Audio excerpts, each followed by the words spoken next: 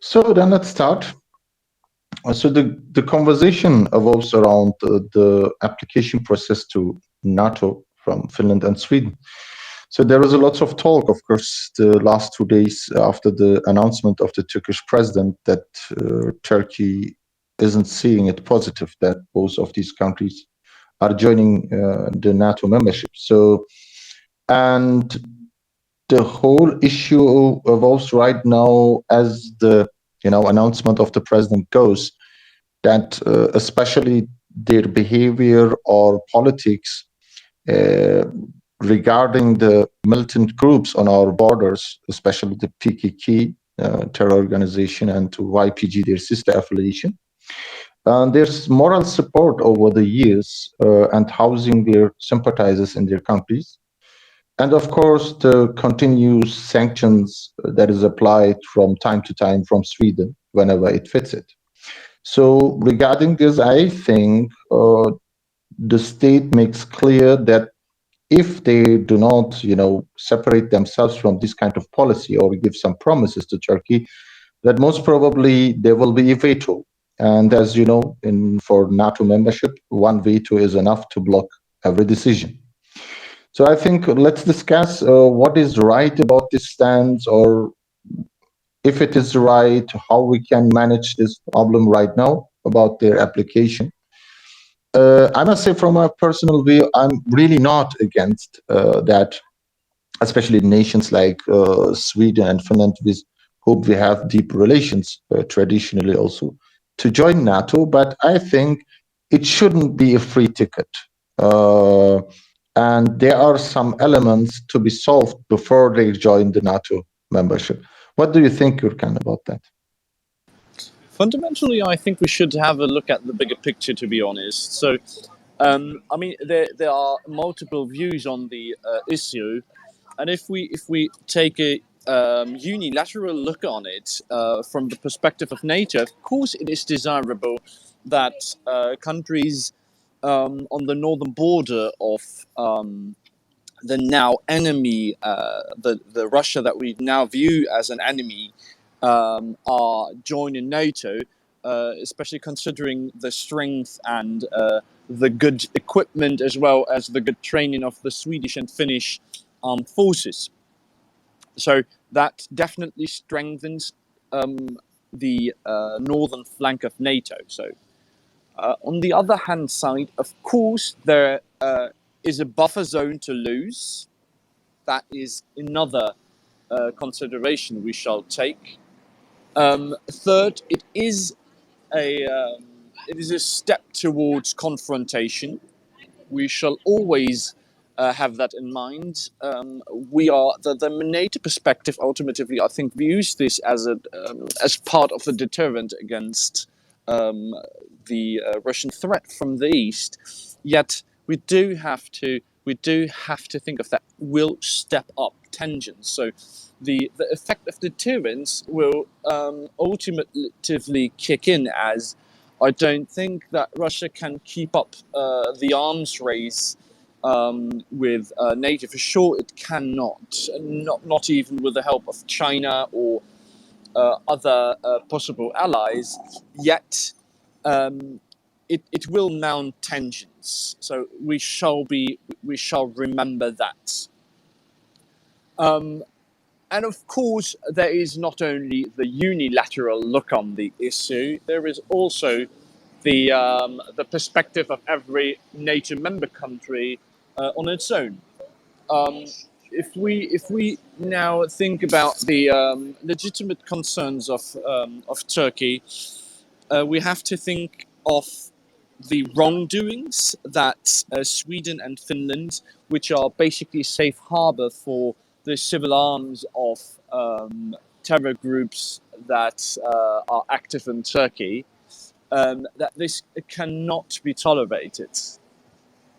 But if you want to, let's move a little bit more systematic and first take a look at the unilateral and macro perspective. What do you say? Well, I remember that officials of Sweden for some years ago were talking about the main catalysator that their own country is so much peaceful and for years and decades in prosperity. And the main catalysator that they were talking about was their pacifism and staying out of war, right? And instead of any defense pact or any war, they preferred or were advertising always their strong diplomacy. So what has changed from all this narrative that Sweden was talking over 200 years that there is peace because they do not involve in any war? I tell you what happened. For the first time after a long time, especially after the removal of the Soviet Union, that the Russians have fully invaded the nation, an independent nation, Ukraine. And they made clear that anyone else will feel the same who are working closely with NATO or other Western Pact systems. So when only the fear of the Russians moving slowly also in past into the Nordic countries is enough to turn a pacifist country into a kind of war tantrums, and even joining the NATO membership when they always talked about it negatively. But at the same time, the same nation for over decades are criticizing us because we are taking measures, sometimes also military measures, to protect our own country, especially in regard of terrorism. And the ironical part is that this terror organization PKK is also recognized in Sweden and Finland as a terror organization. But their act, or how they act in this regard, when it comes to the point that Turkey maybe requests their help, they are never there to help. So I think this double-faced policy of these Nordic countries must end before we can talk that we trust them in an alliance. What is poorly, even when many Europeans talking about democratic values, etc., no, sorry, I have served in NATO. It's not an alliance about democratic values. It's a purely military alliance. That means I have your back if you are attacked. That's easy. So, okay. So in such an organization, we need to trust our allies. What will happen? What will happen, for example, when one of these terror organizations again struck Turkey, and we are forced to use the fifth rule of the NATO and going into war? Will then Finland and Sweden provide us weapons, moral support, or financial support? Can we trust in it?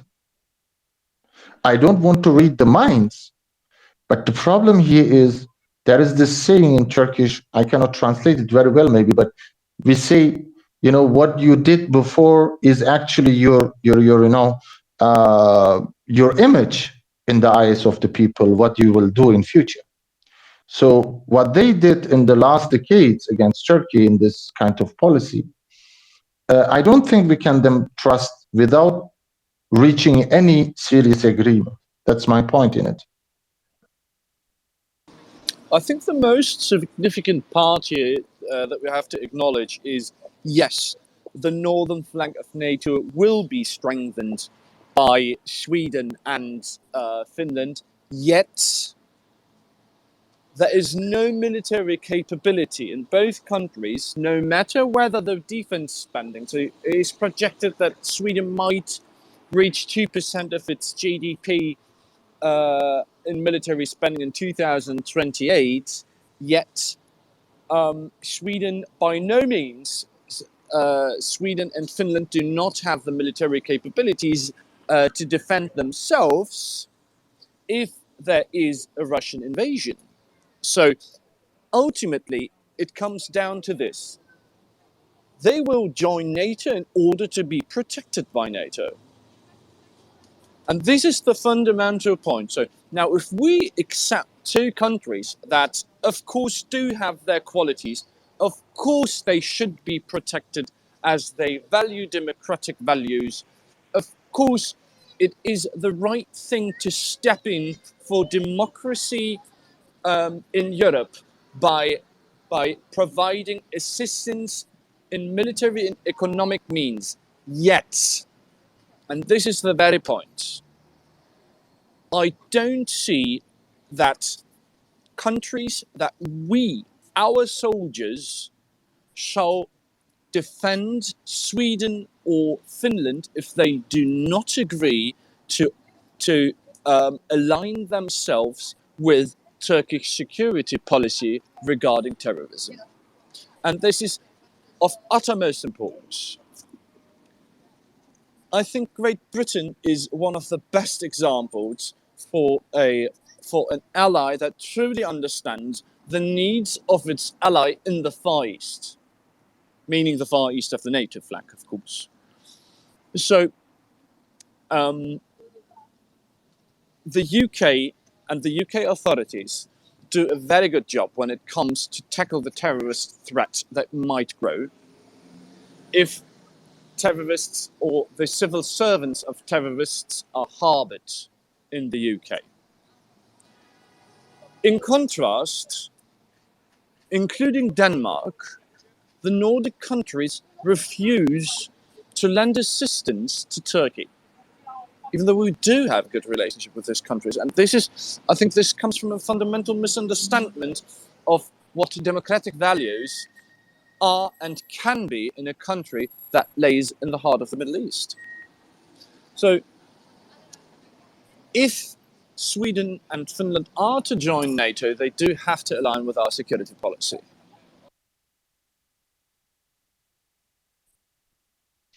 Yes, I agree, especially when we remember the murderous past. I remember the name Anders Breivik, right? This fascist guy who has killed dozens of people, innocent people. And when that happened in that area of the world, in the Nordic countries, the talk was like, oh my God, what we do now?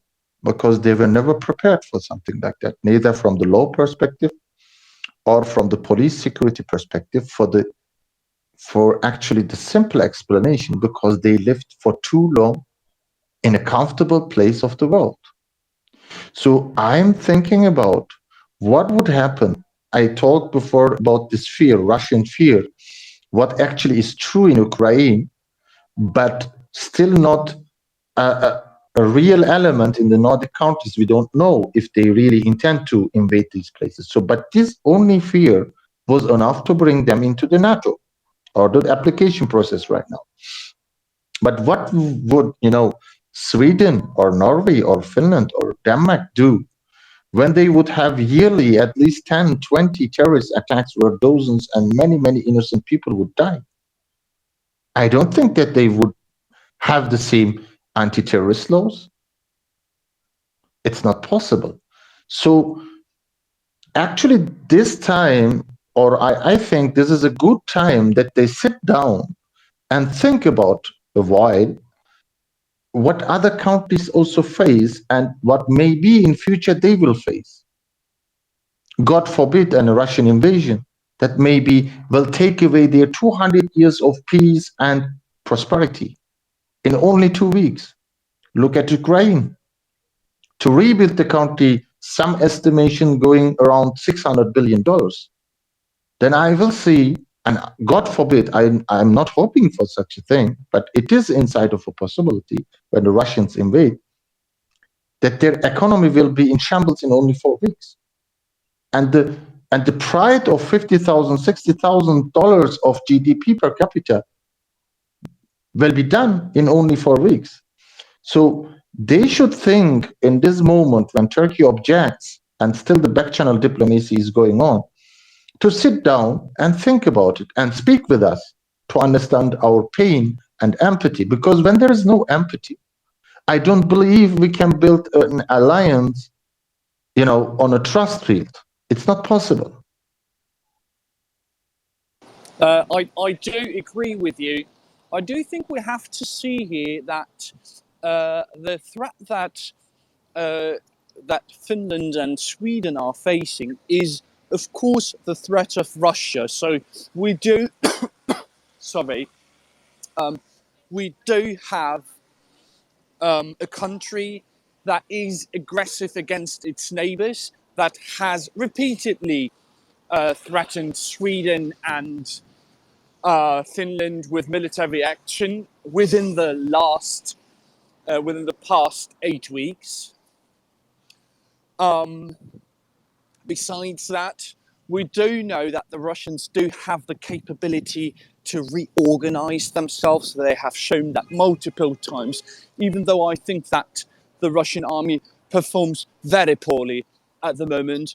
We do know that when this war is over, there will be a lot of reorganization in Russia, and the level of threat will not go down. To the contrary, it will go up, because the Russians will have, and this might sound sarcastic, the Russians will have learned their lesson and they will know what they have done wrong. And we have to be prepared for this renewed threat. And of course, Sweden and Finland do have to be prepared for this threat. So let us think of the scenario. I think let's talk more about. I think the issue between Turkey and these two countries being in or wanting a NATO membership. Let's talk more about. We know what the problems on the surface are, but what would be the right decision or an agreement? How it would like that we can give a green light as Turkey to these two countries, but especially Sweden. I will come to that. And yes, you are right. It is, of course, it is Sweden. We do have to talk about this. And this is how allies and friends do resolve the problems. We do have to talk about what our perception of threat is. So they do face Russia as a threat. What does that mean for the Swedes and for the Finns? It means they have to step up their military spending. They have less money for welfare and development. They do have to spend more money in military if they are not in NATO. I mean, they will have to increase their defense spending, whether they are NATO or not. But trust me, the bill, if they are not in NATO, will be much higher. We have to acknowledge that. So that's the one side. The other side is Turkey. We do face multiple threats. We do have the threat of Iran. We do have the threat of Syria. We do have the threat of the PKK. We do have the threat of Islamic terrorism within our country. And we do have the threat of the PKK. And Russia. I already named the PKK. So we are facing multiple threats. So but with these countries, the main problem, you have put it rightly, actually, in counting all of the threats that Turkey is facing over years. But when you talk to these people or to these governments, it's actually not only restricted to Sweden or Finland or Norway. Actually, in most of the Europe, maybe excluded United Kingdom in that sense, that when you talk about Islamic radicalism, what is the problem, major problem also in our region, maybe not so much in Turkey, because we have a different understanding in Islam, but then they jump on the table, okay? So they agree fully and they work with you closely. But when it is about any socialist type of threat, they are no more terrorists. They are militants, or they are, supporters, or whatever they call them. And they can easily find themselves backdoors in Sweden, in Finland, in Norway, in Denmark, in Netherlands, in Belgium, sometimes even in France. Well, of course, I think it is not our duty to interfere in the inner politics of these countries, yet I think we do have to see... Definitely. I'm just bringing this up to understand why this is happening on that side. Yet we do have to see that there are forces within Sweden that are on our side. So they are not, neither Sweden nor the Netherlands or Finland are deaf for our problems. It is just that at the moment we do not communicate with them on an appropriate level. And I do think if we want to get this process ahead, which is beneficial for all our countries, we should definitely have more dialogue. That is the most important thing. So my perception, my very personal perception is, if there is a debate about leftist terrorist threat in Turkey, the conservative forces within Sweden are just not responding because there is no benefit for them. It is just not their fight. And of course, the marginal left is propagating some kind of romantic democratic values that are under which umbrella, and I do not want to say that anyone in Sweden is harboring terrorists by purpose, but I do think that the understanding of democracy and freedom of speech, which is very, very highly valued, and which is a very highly good, is just used as a cover in order for terrorist activity. So I do think if we want to resolve this issue, we do have to technically, first of course, we have to talk with our allies and with our friends. And secondly, I think at this point, it might be the right way, the right decision to push for the creation of a NATO gendarmerie or police force, whatever you want to call it, that basically would take charge when it comes to terrorist threats within the countries. That was actually spoken this subject in the 90s. Yeah. But most of the countries did not see it or welcomed it very well or see it positively because of the reason what actually the European Union faced also with the United Kingdom means sovereignty. They considered this as a threat against their sovereignty to have a Europe-wide, for example, a gendarmerie that works together in the style of Interpol or Europol. But when I'm speaking about Interpol, for example, you said maybe we have not enough dialogue, etc. Yeah, maybe we can increase with some countries and build a better dialogue. But I don't think that we have any lack of understanding or talk with especially European countries. That would be true more with the United States, where there is some lack of understanding because it's far.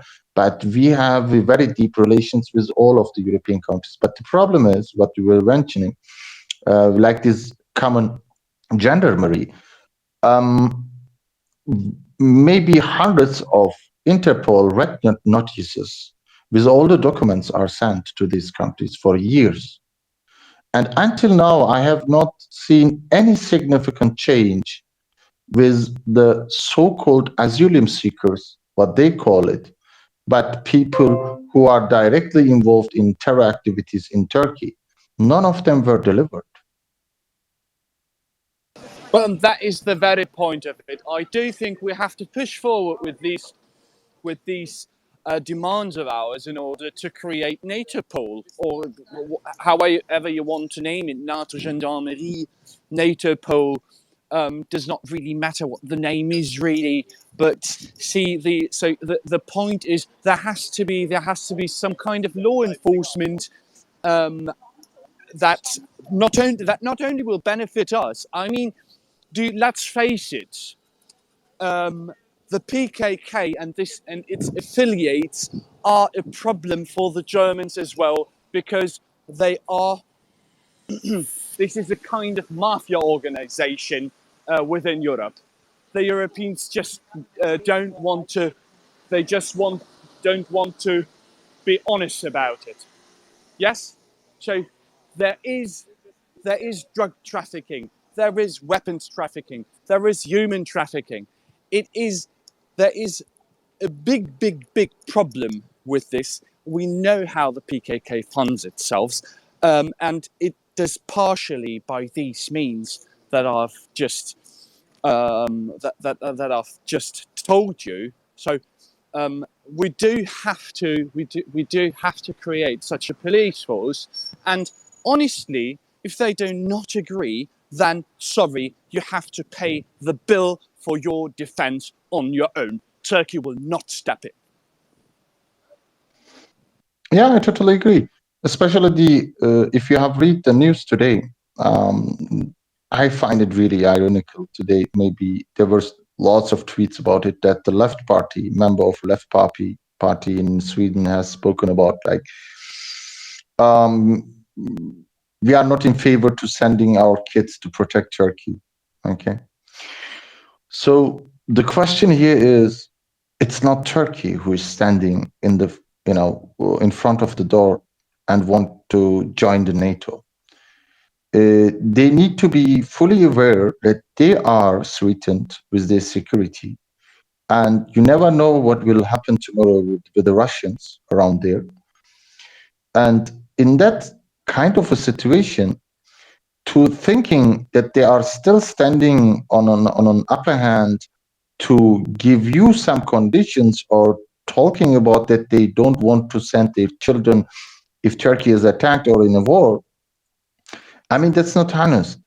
Okay, we can talk about like that is maybe a party member from the left party, it's not so important, etc. But most of the time we end up and seeing in European countries, especially Nordic countries, that this idea is actually a mainstream idea. And with this kind of a mainstream idea, we cannot put ourselves into a risk when there is really war next day. Well, we do, as I said, we do have to negotiate this before we can reach any agreement. I don't think that it is feasible to enter in any in any kind of agreement which would basically legally bind us to defend Sweden or Finland. If there are not concessions by the Swedish side. So basically, if they do not agree to stop harboring for terrorists. Secondly, if they do not stop, and this is what German parliamentarians also do, if they do not stop using their own political parties as a means of the PKK, we can just do nothing but have a veto against their membership. I do think that there is a very twisted view of some parliamentarians within Sweden and Finland. So if somebody talks about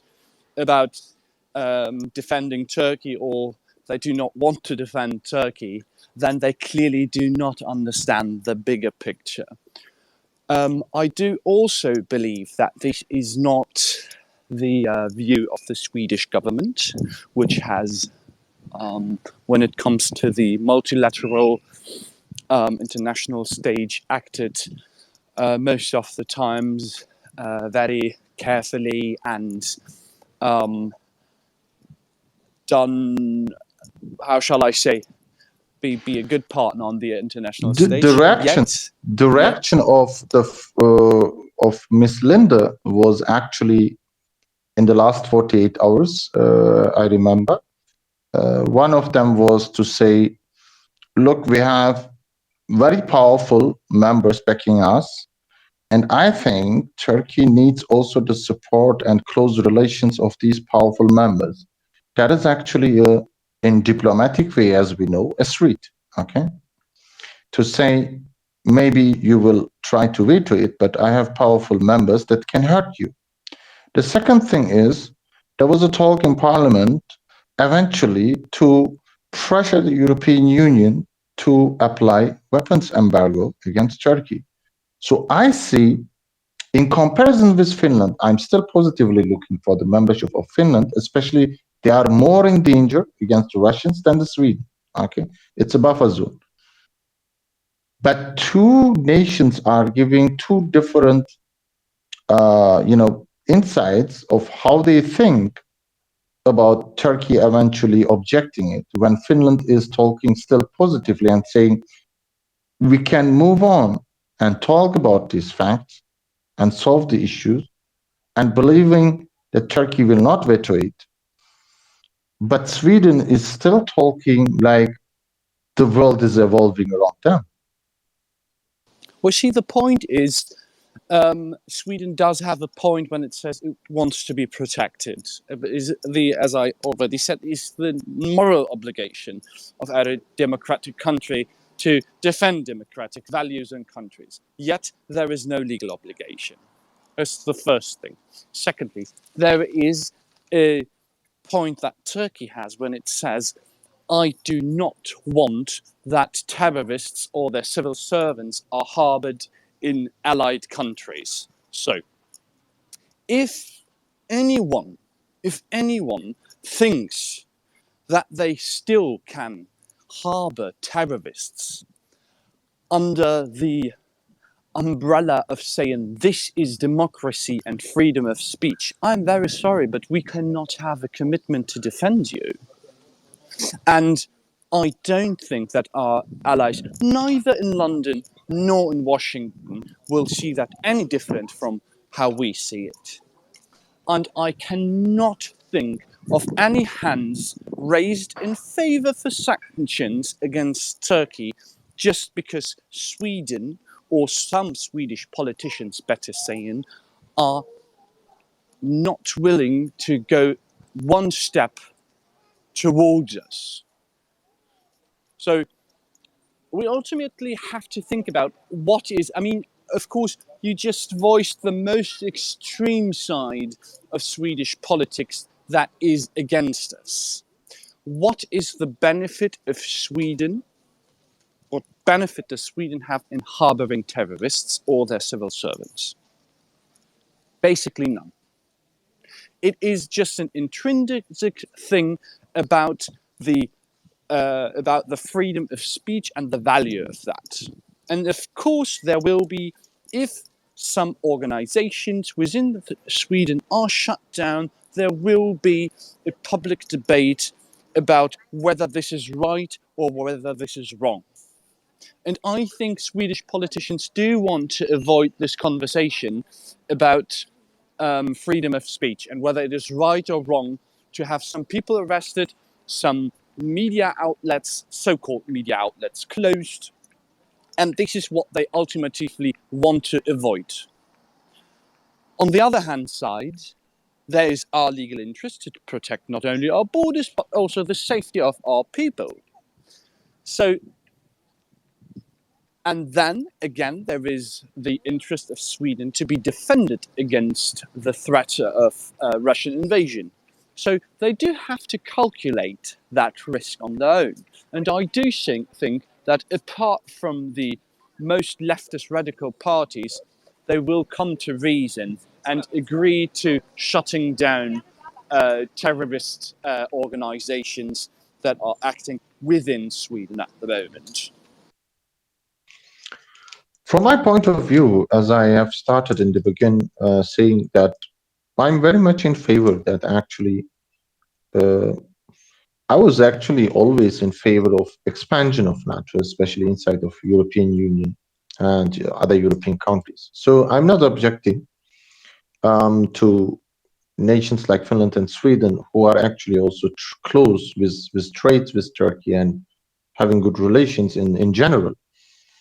But I think this time, when we talk about all of the streets against our, like you're talking about our values and about our, the safety of our people, I think it's also time to make some concessions against each other. And from my point of view, I would suggest, because we were talking about what the solution is, for me, a solution looks like this, that especially both countries are stopping immediately the material and financial support to the YPG in Syria. It is maybe not a big portion because as we know, we have already the problems with the United States, who is the main provider of these weapons or monetary help. But last year it was $223 million, I remember, that Sweden gave them as a help. So this should be stopped immediately. That's the first condition. The second condition, because they have also their own public perception or fights inside of their parliament to agree the people about the relations with Turkey. My suggestion is actually very simple that can be managed very easily, that these both countries going to their parliaments and making a law that states openly that any defense export to any other country, including Turkey, they don't need to mention Turkey, that can be a general law, to say that they will not apply any sanction except for a United Nations Security Council decision on stopping any arms sales. And I think this is a fair deal, and it's actually valid under international law. But when every day any country has a different perception and wants to apply sanctions, we cannot move on. So these 2 points would satisfy me to say, yes, you can join in. Otherwise, I don't see in foreseeable future that will be helpful for us to say yes for their membership.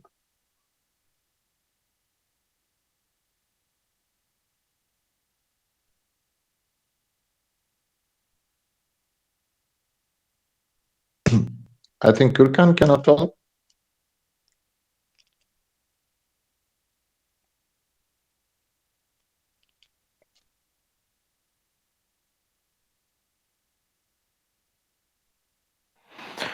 I think he has a problem with connection. Thank you. Yeah, he was Yeah, disconnected. I'm back. So if you just briefly please recap what you just said, what 2 points did you mention? Yeah, actually, we were asking ourselves, because both of us are favorable actually for the joining the NATO pact. But how about the solution? I was talking that the first condition need to be making clear that they give the promise to immediately stop any arms or monetary help to the YPG in Syria. And the second is that they introduce a law inside of their parliaments, not because of Turkey, a general law, that they state openly that they will only apply weapons embargo to any country or defense or any trade embargo under the conditions when there is a United Nations Security Council decision. And that would be actually very fair deal, and according to international law, something right to do. So we can prevent that they should not apply whenever it fits them because of internal politics. That was my stake, and I think when these both are fulfilled and the guarantees are made, I would not object for any membership. But if not, I think in a foreseeable future, no profit in taking them inside of the NATO alliance. Of course, I believe that Turkey at the end of the day will allow them. I have this feeling. But I think if we are at this point and honestly speaking about our problems, these 2 conditions don't need to be so difficult to make for the Swedes and Finns. To be honest, I do think if we are to agree to do that, of course, first of all, we do have to negotiate with all of NATO that within a radius of our borders, and this does include the United States of America, there shall be no military action, deployment of civil personnel that can be related to any security reasons, sales of weapons, or any other security related issues without the consent of the government of the Turkish Republic. So honestly, I don't know how our allies are sending weapons on our borders without our consent to a party that is considered a terrorist organization by our government. I Look, do there is, not I understand this. must join in here, especially Gürkan. You can continue then. We must be very careful. I understand what you are talking when you say in the eyes of our government, but this word or this sentence is used very often in Europe and the United States. This is a trick. This is a trick in international relations, because when you say it is a terror organization in the eyes of the Turkish government, it seems like that this group is actually not a problem and a very sweetie group in the eyes of others, but only because in Turkey there is a government what they don't like, and he is, you know, inventing something and calling them terrorists. This is a trick what they use. I understood your point, but we must say very clearly, PKK is a terrorist organization in the eyes of the European Union wholly, in the eyes of Australia, New Zealand, the Nordic countries included, and many other countries in the world. Not ending here, because then the argument comes, but the Syrian Kurds or this YPG, it's no.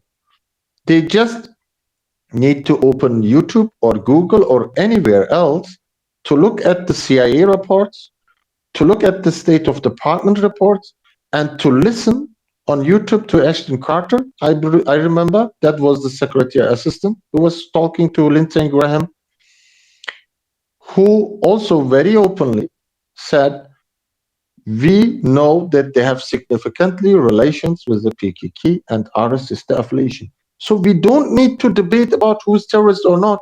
This is the same organization. Just the name is different. And that because one of the arms of this organization is in Syria, one is in northern Iraq, and one is in Iran. In Iran, it's called PEJAK.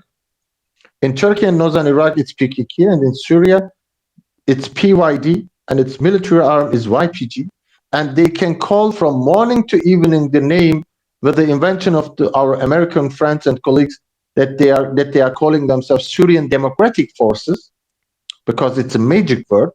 But the reality is the SDF is to 80% YPG members, nothing else. So it is the same argument that when Turkey would say, you know what, the Al-Nusra in Idlib is actually not Al-Qaeda. They are different.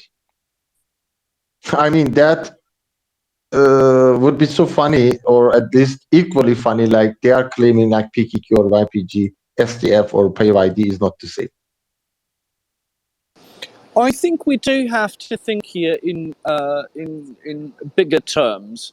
So if we think about the Convention of Montreux, which gave us not only the sovereignty over the Bosphorus and Dardanelles Straits, but also gave us the obligation to prevent war in to prevent war in the Black Sea region, we might think of a convention within NATO that prohibits any arms sales, that prevents any arms sales to any country surrounding Turkey. So it is not only northern Syria, it is also the militarization of the Greek islands. See, we can't have this. So if we truly want to remove these threats from our border, we do have to strike another convention that mirrors the Convention of Montreux in securing not only this time the Black Sea, but also the land borders and close maritime borders of Turkey as a whole. So if these countries want to join, NATO has to commit there will be no arms sales, no security training to anyone without the consent of Turkey. And this shall solely lay with us and not with NATO, because it's our security that is again and again threatened. That is exactly what I mean. If the national interests or security concerns of these countries are important, and I understand and agree with it, the same must be thought about our, sovereignty, our safety, and our national interests or red lines. If the nations involved in NATO or those who want to, be a NATO member understand each other on the same level, and they see at the same level, the importance of the national interest of each other, I think this can be called as an alliance or an iron alliance. But no other point can agree me to give a green light for any nation. It doesn't need to be Finland or Sweden or any other when they don't take my security threats as serious. So that's why these need to be addressed in the next days or weeks until their application is official. And we must make it very clear that, yes, until now, there was a misunderstanding between us, but from now on, we have to work close if we want to, fight together against the threat coming against our countries, be it Russia or terrorism or whatever. This need to be made very clear. And I think this is also the ending points what I want to make, and then we can close the room when you make also your ending points, Gürkan. I do have a few more points, and I think we have to stress this. If we are to analyze the military situation of NATO, ultimately, after or together with the United States, Turkey is the only military force that could withstand a Russian invasion. We have to acknowledge this on its own. I mean, on its own. So we do have to be aware of our importance within this alliance, and I think we shall. And I think we shall make our weight a little bit more felt within NATO. There is, for example, there would be a Turkish General Secretary to NATO would be right at this point. We had a vice secretary, if you remember. I'm But- not talking about the vice secretary. I'm talking about the general secretary. I gave an example of this because if you remember, for many years ago, we had this problem with Rasmussen being elected to the general secretary of NATO, and we were objecting. And at the end, there was a concession to say, okay, we will agree that he will be the general secretary, but the vice secretary will be a Turkish person. So we overcome, this problem. Of course, I agree with you, but there are too many members, and the NATO general secretary is not, voted very often to its position. So maybe in future, we can stress it, but right now it is not standing on the table. But I agree on your point that this should be also given leverage. But I think it is not an issue of just an individual thing. That when you have the NATO General Secretary on your side or is a Turk, that the misunderstanding between these allies or countries are just vanishing in one day. I think we need to work out a whole new spectrum where these nations inside of NATO are working collectively, as like it is, for example, in the European Union, where they are involved in their own parliaments, etc. I'm not suggesting that NATO as a military alliance needs maybe a political apparatus like a parliament, etc. But it needs to come more often together and speak more often about their security threats, that these countries are understanding each other and making it very clear when to act, how to act, and with whom to act, that everyone knows what is in their responsibility. Otherwise, we will just continue to listen to actually very influential people today, I also read, who are talking like, let's take Finland and Sweden and kick Turkey out. And this is not the first stance. This is a theme, this is a subject about let's kick Turkey out. that is something repeating every 10 years. You know, every 10 years, the last 60 years, in the 70s, 80s, 90s, 2000s, 2010s, but it must stop. Why these people are easily talking about let's kick Turkey out? Because most of these, even the influential people or politicians, or sometimes even army generals, former army generals, because they just don't understand what is the importance of Turkey. What is the importance of the Turkish army, their capabilities, their strengths, their battle-hardened experience that is maybe the only one right now inside of the NATO. But by every problem we are talking, when Turkey is following its own national interests, let's kick out Turkey. That shouldn't be so easy.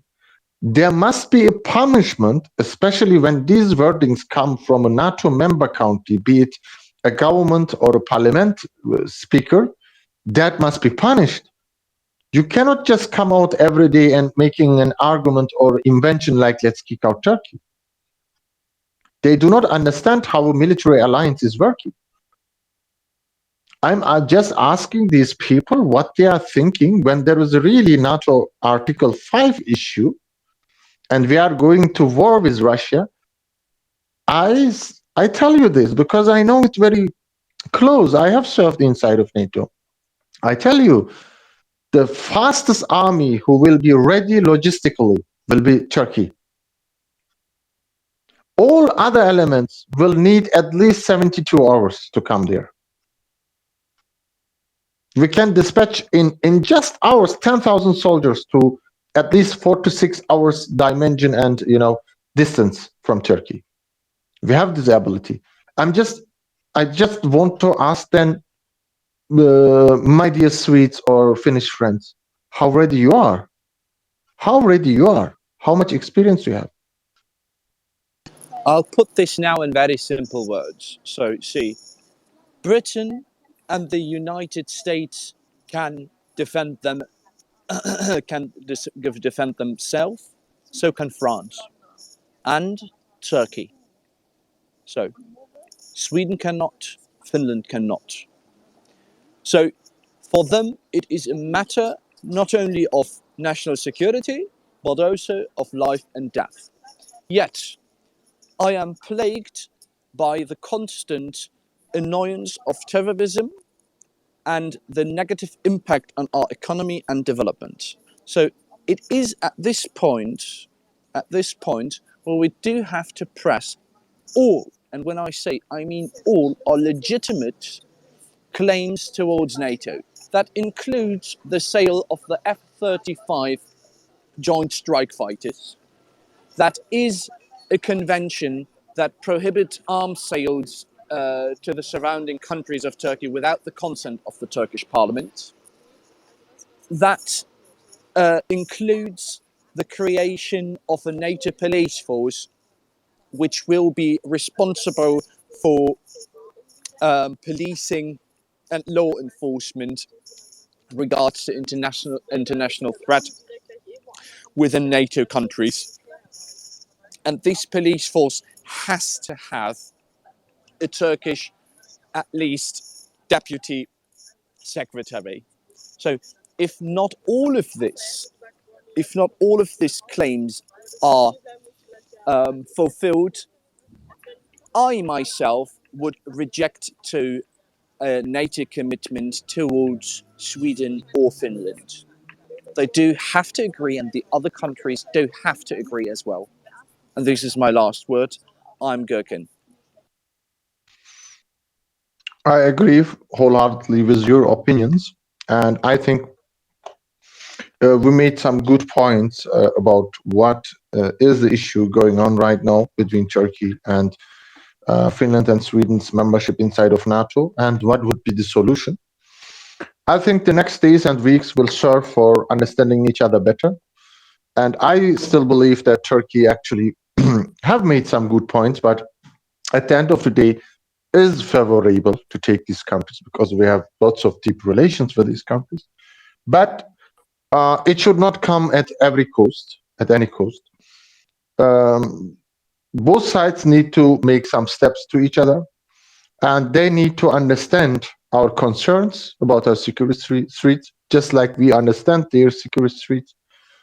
And from that point on, I think they can agree to some rules of understanding that at least the support in their country about our enemies need to decrease, and also it for the future the whole weapons embargo issue that they are playing from time to time in their hands against Turkey when something is happening, that need to be stopped immediately, because otherwise we cannot work inside of NATO. So that's my ending point, and I thank you, Gürkan, and everyone here listening. Thank you very much. I'm Harun. I wish you all a good day. Thank you.